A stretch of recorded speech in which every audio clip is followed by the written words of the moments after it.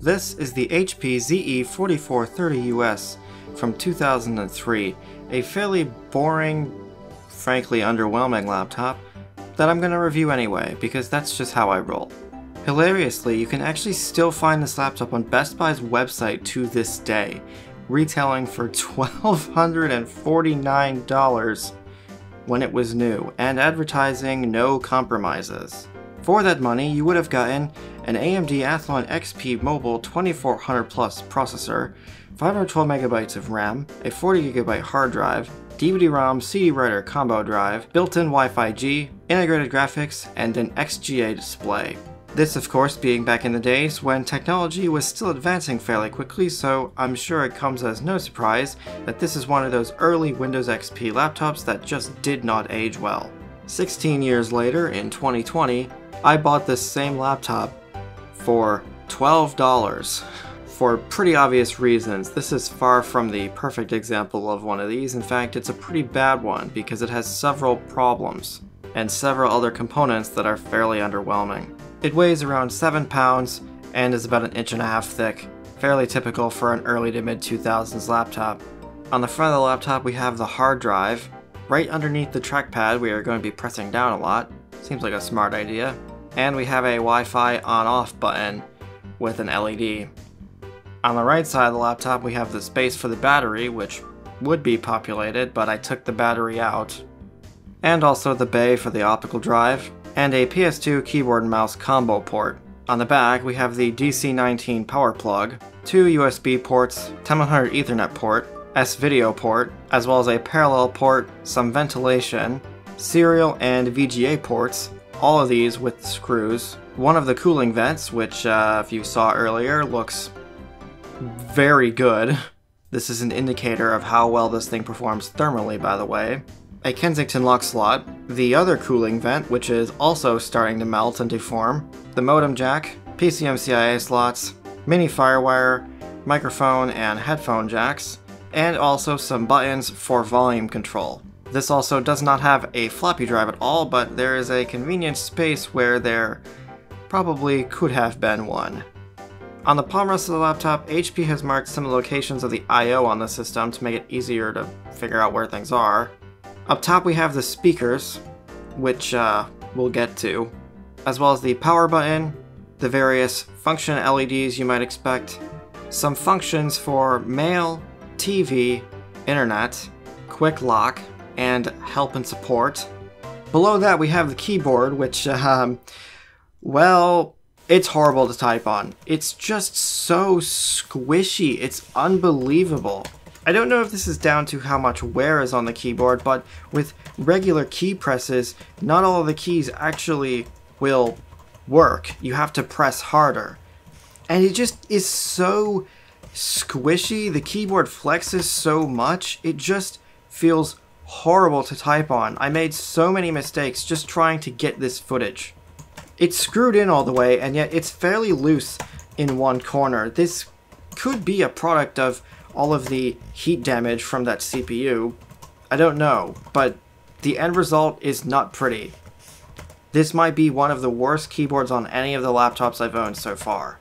Below that we have the fairly big trackpad with nice clicky buttons, a scroll area, and even a button to turn it on or off. I don't really have any complaints with this. And below that we also have the power on, hard drive activity, and battery charge LEDs, as well as the Windows XP and Athlon XP-M stickers, which have survived all these years. And what hasn't survived is the HP Ergo sticker, which has faded over time.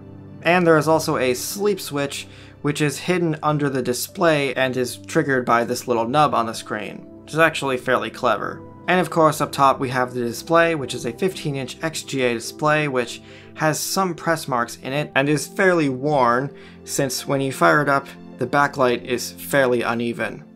On the bottom we have a docking base port which is covered up by this little rubber insert, the HP regulatory information stuff, the intake for the cooling fan, the Windows XP Home Edition product key, as well as the HP product information, the release for the battery, which, again, nothing in there, the component door for the RAM, which, as you can see, has basically been scratched down to just bare metal. Under the store we have two 256 meg sticks of DDR266 RAM for a total of 512 megs.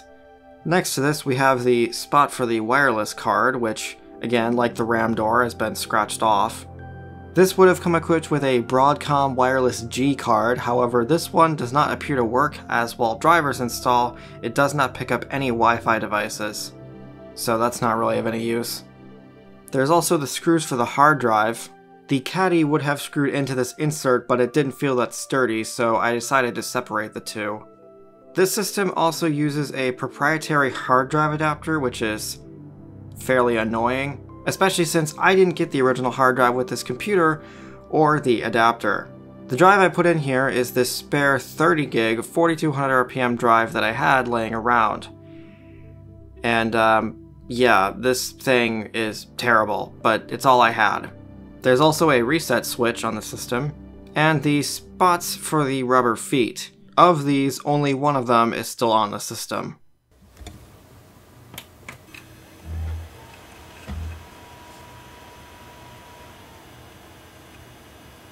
I hope you like fan noise, because you certainly get that with this system. This is the quietest the fan goes on this computer, and very quickly with anything you do, well,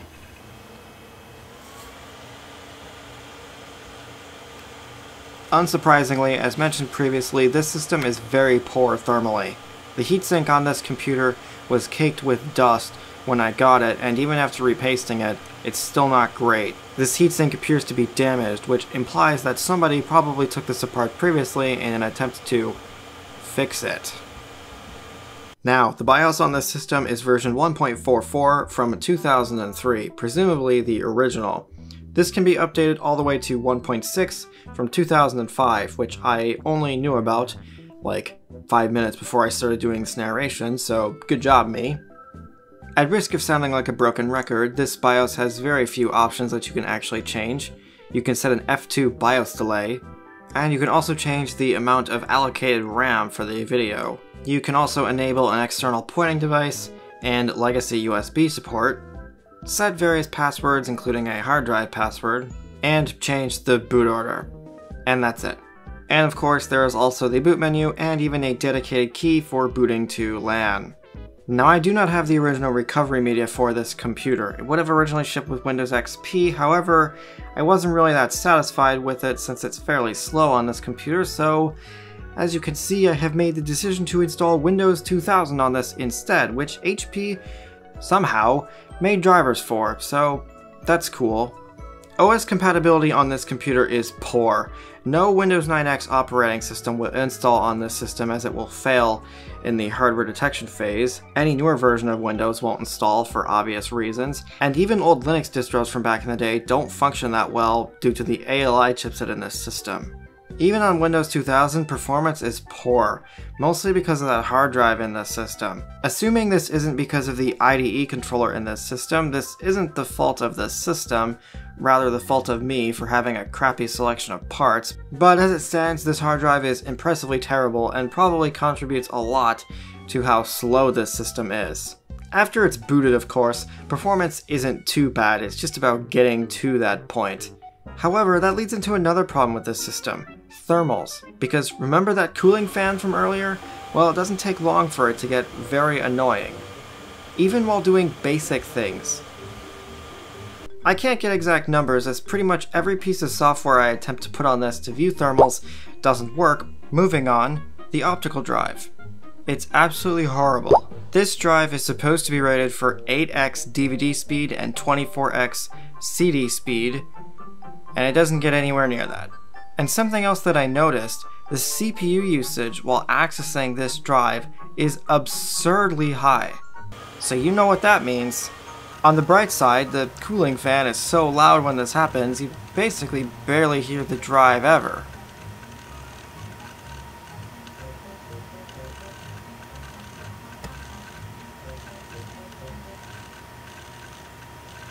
Now, since there isn't any OEM software to check out on this computer, I think you know what time it is. This system uses Radeon IGP 320M graphics, which is based on Rage 6 and is capable of up to DirectX 7. So, better than nothing, I guess, but yeah, they're still not really good. In pretty much anything that I tried on this system. This system does have overheating protection, and it will shut down if the CPU exceeds a certain temperature. While I haven't tested anything long enough to actually trigger that, I wouldn't be surprised if an extended gaming session on this computer would eventually trigger the overheating protection. And hell, even Bejeweled 2 struggled to keep a constant frame rate on this system. This is usually my go-to to show that even the crap stuff can do something, but man, it's brutal. At least it runs KitPix. On a different note, the speakers. They're actually okay if you have the appropriate driver installed, but on this one they're horribly blown, so at max volume they don't sound good.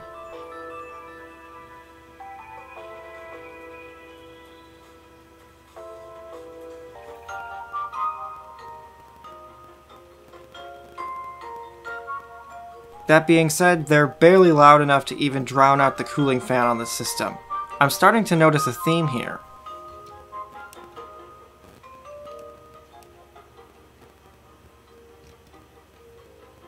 The only other thing of interest with this install of Windows is that I was able to get the one-touch software working for those buttons.